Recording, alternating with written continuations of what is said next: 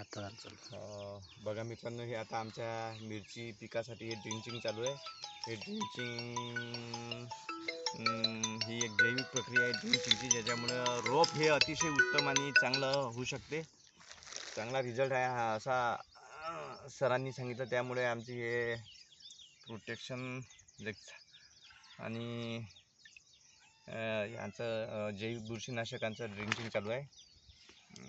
त्यामुळे आता ही प्रथम प्रक्रिया आहे मिरची रोपाची. रोप लागवडीची ही प्रथम प्रक्रिया आहे मिरचीची, आणि याचा रिझल्ट हा अतिशय चांगला आहे असं म्हणतात. आता बघू कसं आहे तर.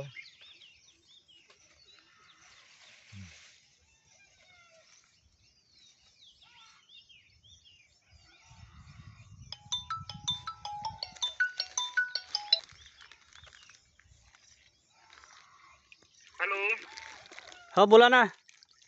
हे करू का आपण?